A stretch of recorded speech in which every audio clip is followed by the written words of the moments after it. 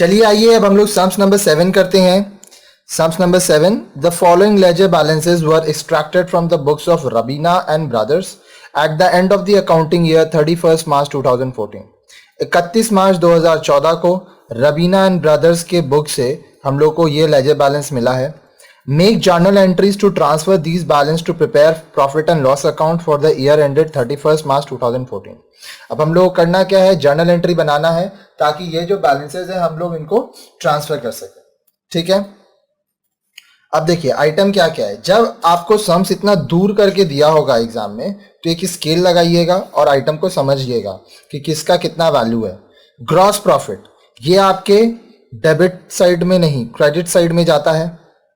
ठीक है, फॉर्मेट के अनुसार। सैलरीज डेबिट साइड 8400, रेंट पे 2400 debit side, discount allowed 500 debit side, interest on investment देखिए इंटरेस्ट ऑन इन्वेस्टमेंट 3100 आपको मिल रहा है क्रेडिट साइड, एडवर्टीजमेंट आपका खर्चा है डेबिट साइड, ट्रेडिंग एक्सपेंस खर्चा है डेबिट साइड, बैड डेब्ट्स खर्चा है डेबिट साइड, डिप्रिसिएशन खर्चा है डेबिट साइड, इंश्योरेंस प्रीमियम 800 खर्चा है डेबिट साइड, और कमीशन रिसीव 2700 आ रहा है क्रेडिट साइड। तो दो आइटम क्रेडिट का है, ये एक दो, ठीक है, और एक है ग्रॉस प्रॉफिट जिसको हम लोग ट्रेडिंग अकाउंट करके लिखेंगे।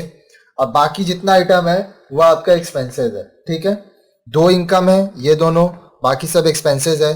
तो एक तो एक्सपेंसेस का बनेगा, फिर इनकम का बनेगा, और एक बनेगा आपका प्रॉफिट जो है gross profit.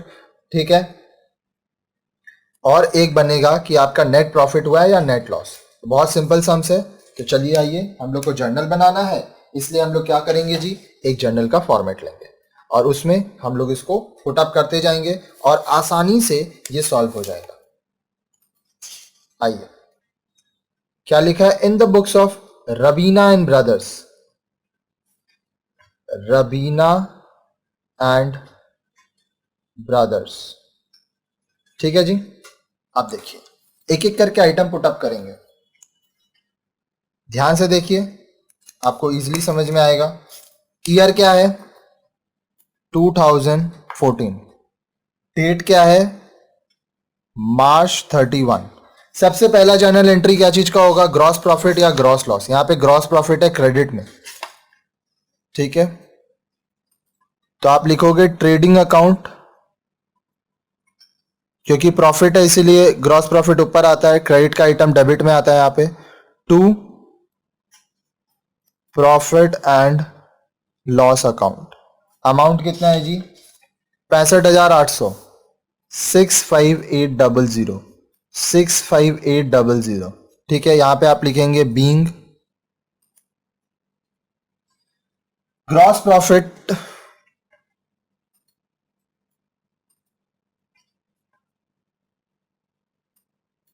Transfer to profit and loss account.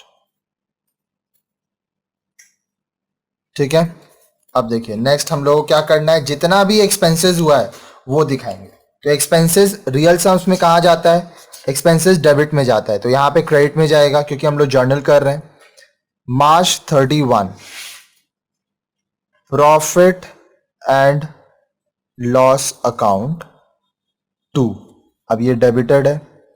क्या क्या है जी देखिए, सैलरी है 8400, रेंट पे 2400, discount allowed 500, advertisement 1800, trading expense 1600, bad debts 500, depreciation 600, insurance premium 800। चलिए एक एक करके हम लोग पुट अप करेंगे। आइए, टू सैलरीज अकाउंट कितना है जी 8400, टू रेंट अकाउंट कितना है जी 2400, to discount allowed account 500, to advertisement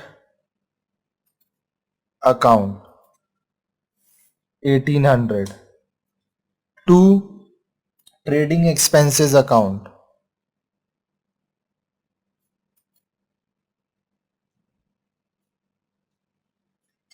$1600। ठीक है, देखिए यहां पे जितना भी है सारा आइटम आपको लेना है। ठीक है, टू बैड डेब्ट्स अकाउंट कितना है जी, 500। टू डेप्रिसिएशन अकाउंट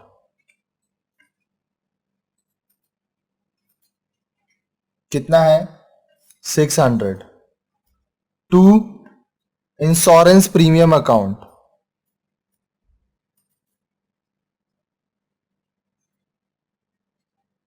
अमाउंट कितना है, 800।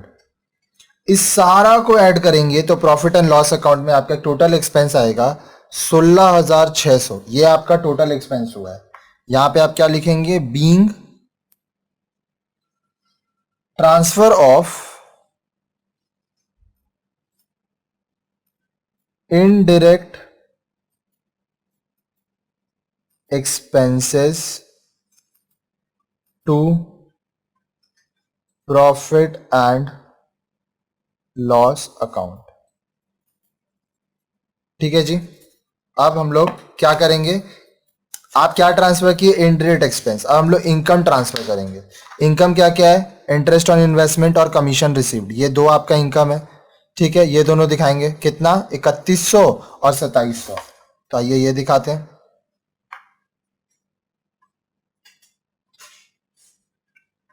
क्या क्या है, इंटरेस्ट ऑन इन्वेस्टमेंट और commission received. Interest on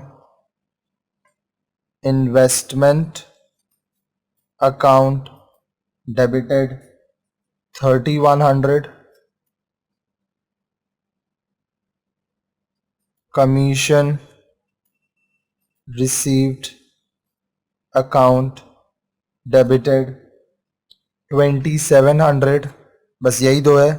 to profit and loss account कितना होगा, 5800। ठीक है, being transfer of incomes other than sales to profit and loss account. ठीक है, अब देखिए आगे क्या बोल रहा है। अब यहां पे हम लोग कैसे पता चलेगा नेट प्रॉफिट है या नेट लॉस।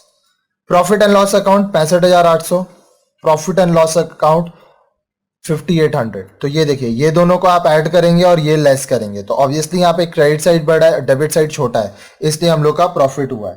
तो हम लोग क्या करेंगे, profit and loss account debited to capital account, क्योंकि हम लोग ये पैसा कहां ट्रांसफर करते हैं, कैपिटल में।